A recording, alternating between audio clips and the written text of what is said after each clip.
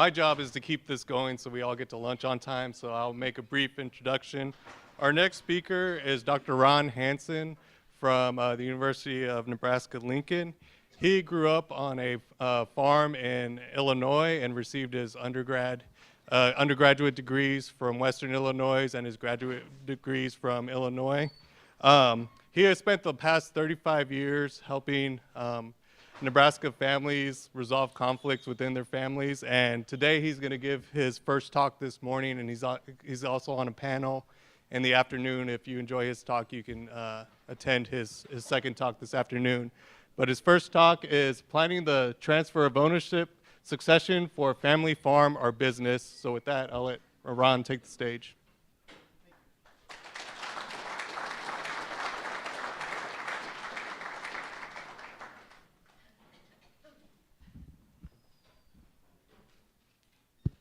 Well, first of all, let me say good morning.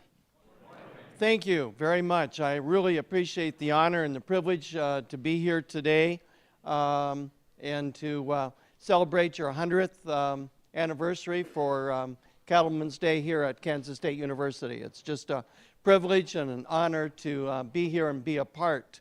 Last time I was on your campus was 2007.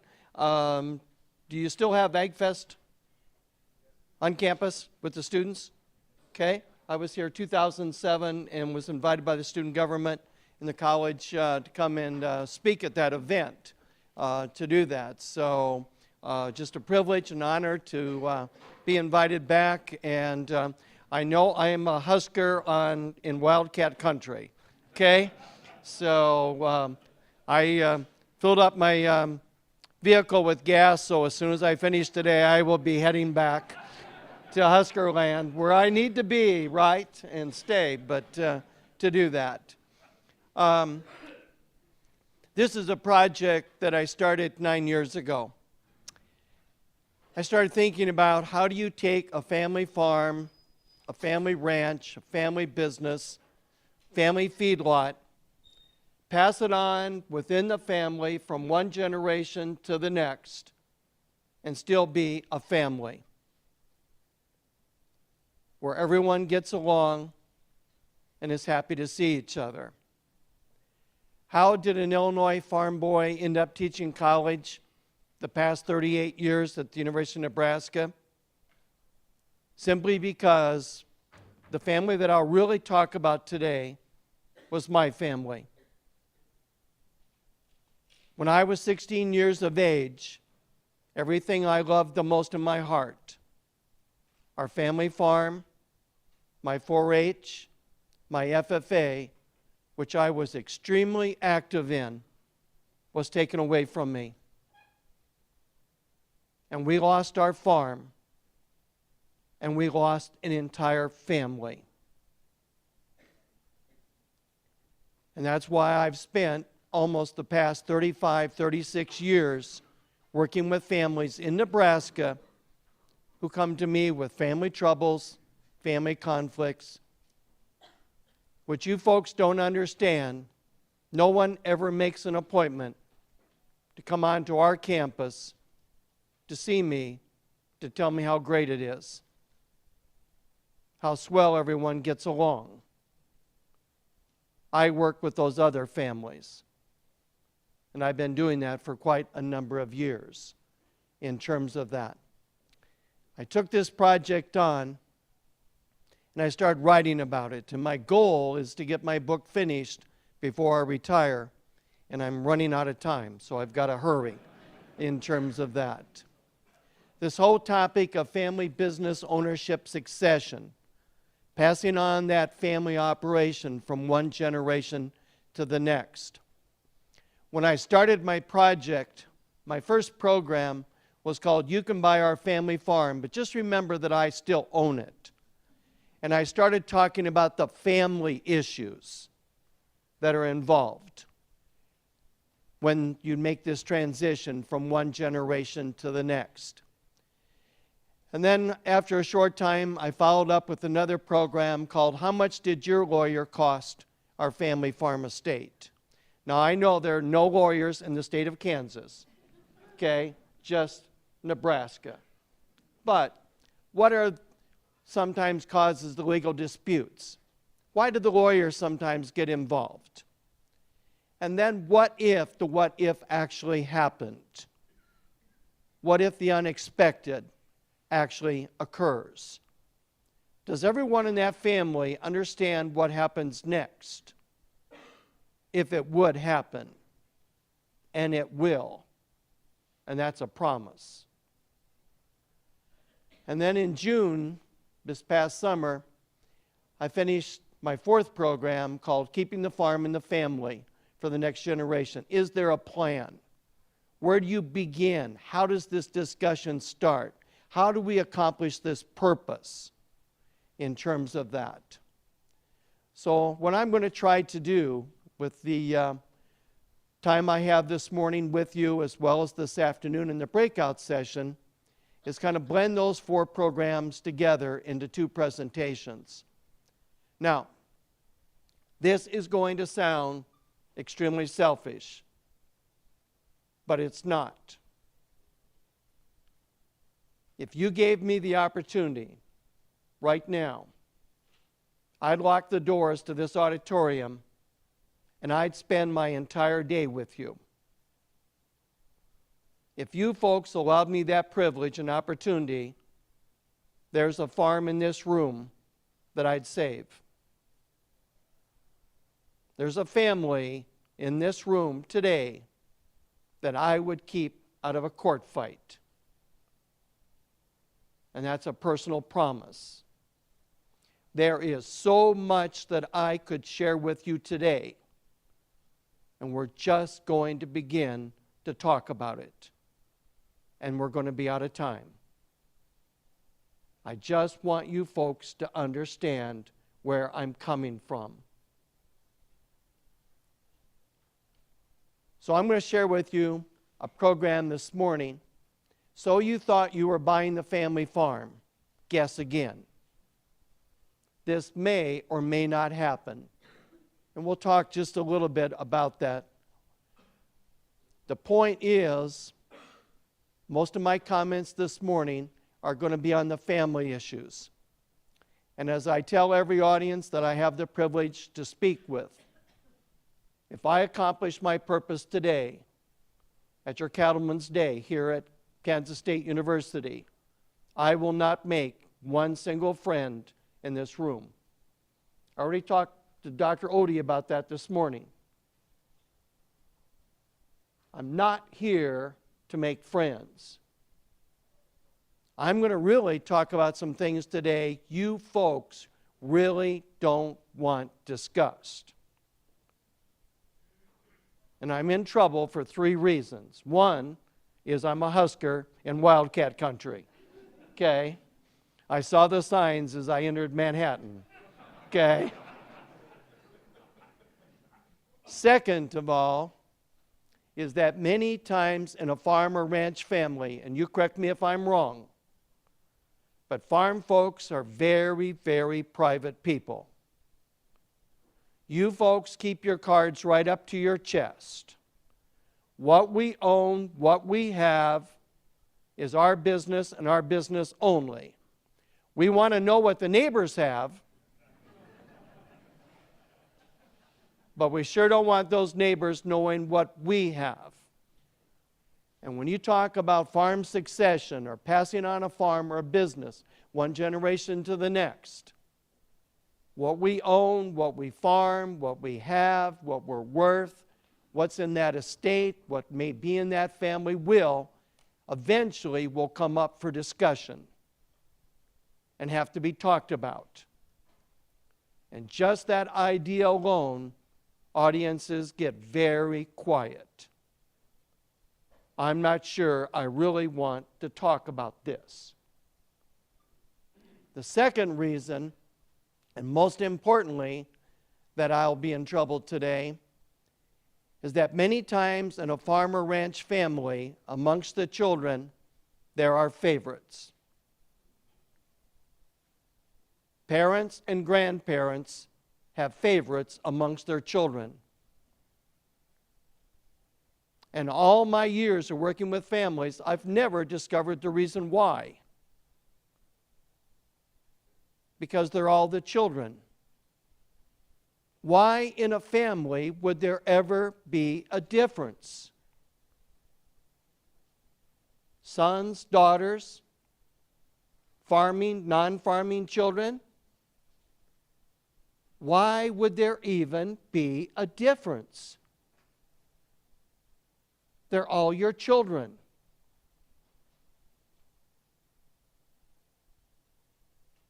But in some families, there are some children who have already been chosen. Some of those children were chosen very early in life. There are some children who are going to be given an opportunity the other children will never be given. There are some children in a family who can never do anything wrong. And there are some kids who never seem to do it right. When I have sat in a room with a family in total conflict, and I have felt the feelings of hatred in that room, it was always over jealousy. Every single time. They did that for you, but they didn't do that for me. Why wasn't I told? When did that happen? Why was I left out? Why? And that happens within families, particularly farm and ranch families. Now, I know I'm not making any friends here this morning, and that's all right. But those are real issues, folks. And when you talk about a farm or a business and passing it on, these are exactly the things, the feelings, the emotions that will surface. And you can't avoid it. It will happen. Now, that got a little serious. So we'll have some cartoons, all right? In every one of my lecture classes at the university, every day in class, we have cartoons. Okay? And I just brought some of my best cow cartoons today, all right? What time you get off work, baby? Meet you behind the barn. We have a date.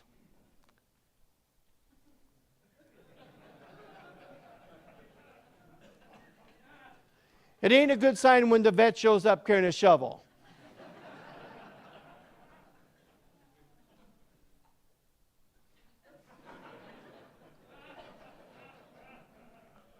That's pretty good. Poor Uncle Louie, cut down in his prime.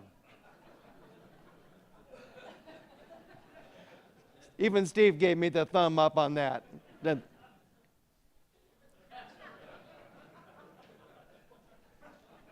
There you go. I don't know if you've heard cow poetry, and I know you've heard cowboy poetry, right? Yes, I know that. But cow poetry. Poem is distant hills. The distant hills call to me. The rolling waves seduce my heart. Oh, how I want to graze in their lush valleys. Oh, how I want to run down their green slopes. Alas, I cannot. Damn the electric fence. Damn the electric fence. Thank you. Okay? Now you understand the cow's point of view. Hello, Farmer Bob, your barn door's open. Better get down and shut it. Okay?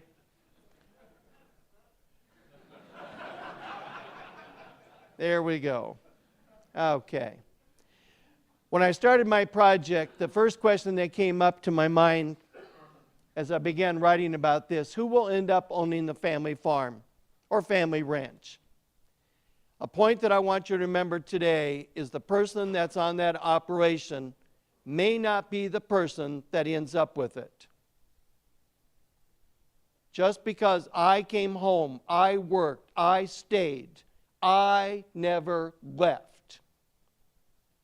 doesn't mean that somehow or another it'll end up being mine. Doesn't mean that if that farm has to ever be sold in that estate, that certainly I would be given the first opportunity, first right of purchase. And if I did buy that farm or ranch from that family estate, certainly those family members would let me buy it at a price that I could afford, rather than top market dollar. Certainly they would do that, wouldn't they?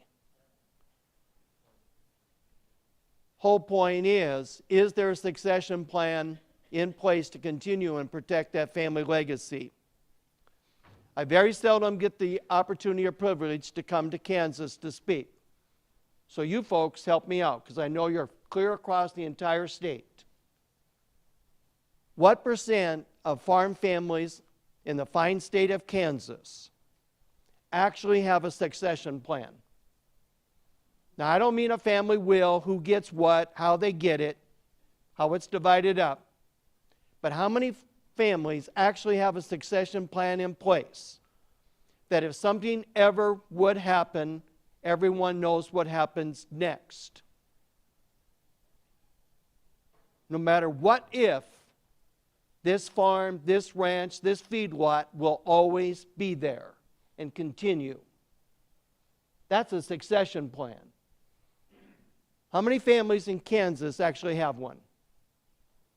Come on. What? Less than 1%?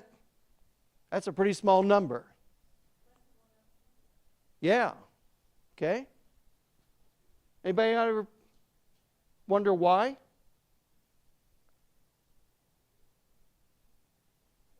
Has your family started this planning process? You know what amazes me? You look at what these farms and ranches are worth today, and you folks have worked your entire life to build and accomplish this, and you're telling me this morning that 1% have actually put a plan in place to protect it? What are you folks waiting on? You think these problems, conflicts are just going to disappear? Huh? You know, I wrote about that this summer. What are the obstacles? Why have so few families put any plans in place? What prevents this from even happening? You know what the obstacles are? And I'm going to be honest with you. Admitting someday I'll die. Woo! You know, there are some producers, they can't admit that. I was up in South Dakota 2 years ago, and a farm producer came up to me and said, "Ron, I have no plans to die. I don't plan to die, Ron. I'm going to go home and farm. Thanks for your talk, but it didn't pertain to me." I have a friend in Lincoln.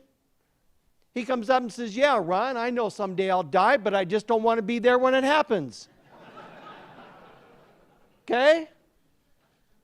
And I'll be honest with you, if there's any of you cattlemen in this audience right now this morning, that's your attitude, you might as well get up and just go down to the arena and have refreshments. Okay? Because I'm just wasting your time. Too emotional to discuss. Wow, who wants to talk about any of this? I may have to give up farming, give up cattle feeding, give up ranching. What if I someday just physically can't do it? Physically just can't climb on that tractor. What if I someday just can't get in that pickup truck and drive across my farm? How would I ever deal with that? No longer being in control. There's a family in Nebraska. This stuff never happens in Kansas. But there's a family in Nebraska where grandma is 93 years of age. She's in a rest home, and grandma owns everything. Grandpa passed, left it all to grandma. Huge family farm. Grandma owns every acre, every piece of machinery and equipment. Grandma owns everything. The son is 68 years of age, and he still farms for his mom. And the grandson, who just this year turned 40, is on the farm, 3 generations. Same farm. The grandson just turned 40, and he works for wages. And what triggered this whole discussion is the grandson is now wondering if I'm someday, 25 years from now, still going to be working for wages. Where's my future? Where's my opportunity? So the family came to me and said, Dr. Hanson, you have to go talk to Grandma. Okay? You got to go see Grandma, Dr. Hanson. Okay? Now, I didn't go to the rest home to pay a visit, but I made a phone call. And after a very short, pleasant conversation, I got down to the real issue, the purpose of my call. But she already had it figured out. And she knew who put me up to the call. And she said, you're right about that, Dr. Hanson. I do own everything in my name. But you know what, Dr. Hanson?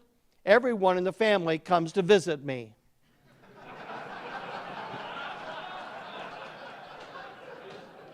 Okay? Every Sunday, somewhere in the family comes by the home, picks me up, takes me to church, and out to Sunday dinner. And no one, Dr. Hanson, ever forgets my birthday. And the minute that I give up that farm, Dr. Hanson, I'm going to be alone. And I don't want to die in this rest home alone, Dr. Hanson. So I'm going to keep my farm. Thanks for your call and your concern. And she hung up. That's control. And it's a perfect example. And what if one of the children would get upset and angry with me? What if one of the children wouldn't like what I've done or how I've done it? What if one of my children would tell me, don't expect to see me for Christmas this year? And I don't think the grandchildren are coming for their summer visit. How would I ever deal with that, Dr. Hanson? My own children against me. How would I live with that?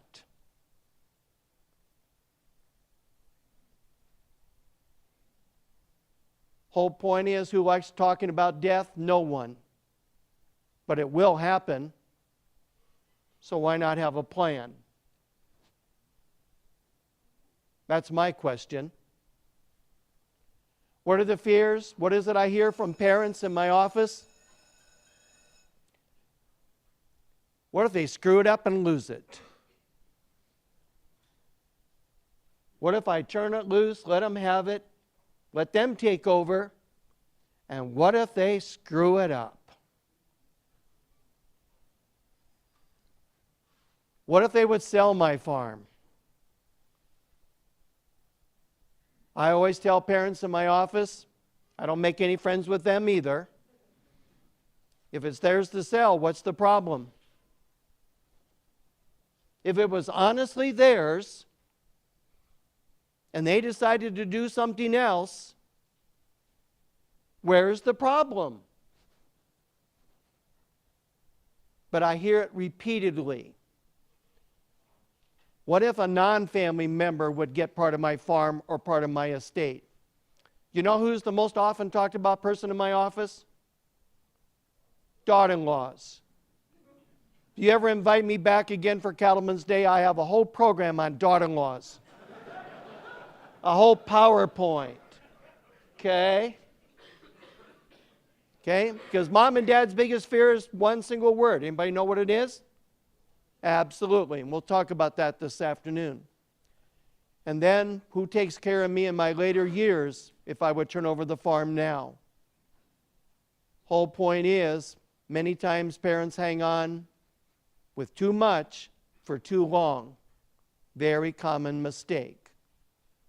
Most families never want to talk about that real life what if. And to be quite honest with you, I totally understand why. Why did I hear the answer of 1% this morning? I already expected it. I just wanted you folks to tell me.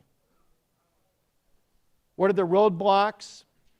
Not willing to have open and honest discussions. Okay?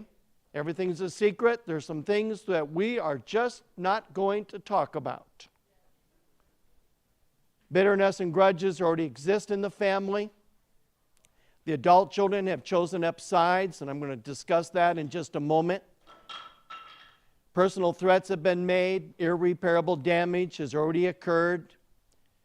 And somehow or another, the lawyers have got involved. And when one family member gets an attorney, I promise you, you'll be getting an attorney. I promise. Whole point is succession planning causes both personal and family stress. Emotions definitely come to the surface. The anxiety, the fear of what's been done or how it's been done. And just the concern, is everyone going to be treated fairly? Succession planning is very time-consuming. This is just no quick overnight discussion. Extremely complicated. When you look at the tax issues involved, the estate issues involved, you look at the size of these farm operations today and what they're worth, it really gets complicated very quickly. Do we take the home farm, the home place, parcel that off, sell that to the farming son, farming daughter? They can buy in, take over, make their changes. Do we take the other land, put it into a trust that goes to all the children in some share, so all the kids in the family have some share of ownership? Does that trust pass to those children at the death of the first parent, but the surviving parent retains life interest in the trust? They get the income from the trust, but they could never sell the trust? How do we handle that? How do we make that happen? And when you talk about succession planning, it's estate planning, transition. Financial management definitely comes into play, particularly if the next generation is going to buy in and take over. How do we put them in a financial position that someday they can do that and accomplish that? And then, how do we provide for mom and dad, particularly in their last years? How do we make sure mom and dad are always financially secure, never have a financial worry? The point I want to share with you, it's never too early to begin this process, but it can be too late. Don't wait till dad has a stroke or a heart attack and ask yourself, what do we do next?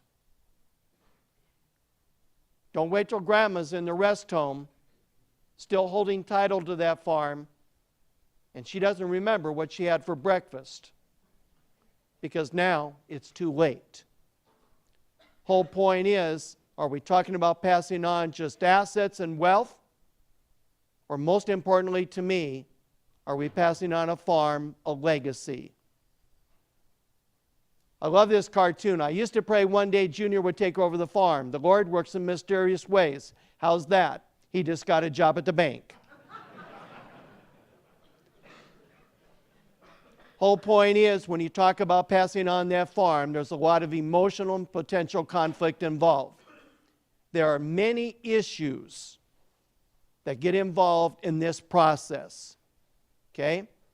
And those issues can be farm-related, business-related, family-related, as well as personal.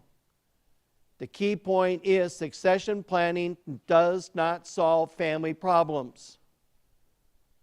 If there's family conflict already involved, you've got to deal with it, talk about it, and work through it. Avoiding this discussion now many times creates the legal problems later, simply due to that breakdown in communications. I love this Peanuts cartoon. Don't tell me you're going out to play baseball again. You're going to lose, you always lose. I'm your sister and I know. And Charlie Brown replies, family values. The reason I share that with you this morning for a brief moment, I can't think of anything that puts families' values to the test than money or property. When money and property get involved, you often find out what people are really like. And sometimes it's not very pretty. Okay? This afternoon, I'm going to be talking about the issues that I've been writing about the past 8-9 years. The role of the father, and how dad wears a boss hat and a dad hat. Who is family? What about those pesky in-laws? Are they really entitled? Are they really family? Controlling parents, transfer of ownership, the non-farming children, which we've already mentioned this morning. If the farm were to sell, what's a fair selling price? What about that sweat equity? And if children do come back home to begin on our farm, ranch, business, what should they be paid when they have other opportunities? And in the breakout session, as well as the panel this afternoon, I'm sure that these topics are going to be discussed. Okay? I just want to share with you very quickly, as I sum everything up, 2 things that I've just now been observing in families. Number 1, there has been a definite change in the attitude by the non-farming children. And I didn't see this till 5-10 years ago. Anybody remember farming back in the 80s? Anybody remember that? Any of you producers, cattlemen? Anybody remember that? Huh? Everybody remember those great years? You know what the attitude by the non-farming children then was? If my brother, my sister wants to stay on the farm, it's theirs. Let them have it. All the work, all the debt, all the stress, they can take it. There's better opportunities for me. And they walked away without a single regret. Now you look at what these farms are worth today. This is the next chapter in my book. And I'm going to title it The Curse of Family Wealth. That's the title. You know what I'm seeing in families today that I have to deal with up in Nebraska? Never Kansas. Greed. And I never saw that. This prosperity in agriculture, this wealth in agriculture, it's terrific. For you folks that stayed and worked and never left, that's tremendous. But it's causing problems within families. What was fair a generation ago is not fair any longer. I'll give you one quick illustration. 30 years ago, the farming son inherited the family farm, 500 acres, worth $400,000. The 2 non-farming daughters, for example, each inherited the insurance and the family cash savings worth $200,000 each. And basically in that family, everyone was what? Happy, right? Son stayed, worked, never left. He gets the farm. Yet the girls are going to receive a pretty nice settlement too, right? Correct? You put today's spin on it. Now that 500 acres is worth $5 million and counting. But the savings and the insurance is still only worth what? Everyone happy today? Folks? Ought to be.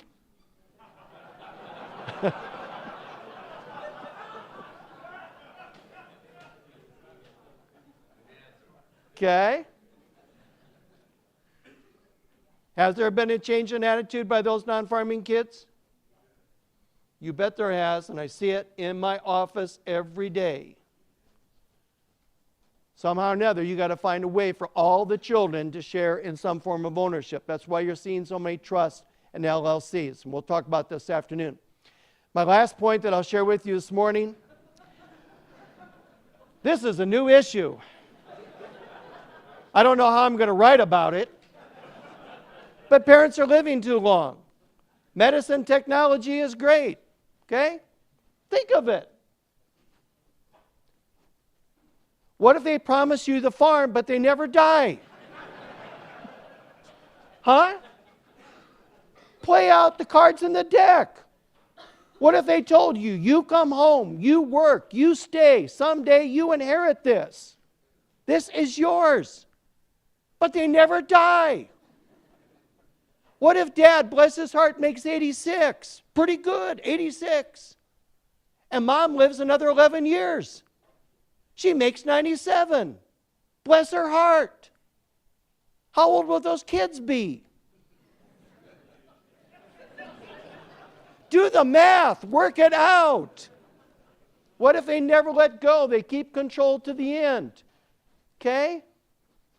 This really complicates it. Just like that grandma who's 93 and she still owns every acre. And she has no plans to let go of it. Okay? The odds are they'll outlive some of their children. Surviving parent remarries. That'll keep a husband awake at nights. And we'll talk about that when Mom gets the farm this afternoon. What if they can't make decisions? And then who takes care of me in those last years? What if Mom does outlive Dad by 11 years? And 9 of them are in a care center. Where's that money going to come from? Who's going to pay for all that? Okay? So, I just want to say thank you this morning for allowing me to come and share the first part of my program. I'm looking forward to the afternoon breakout session as well as the panel. You've been a great audience. You gave your attention. Thank you so much.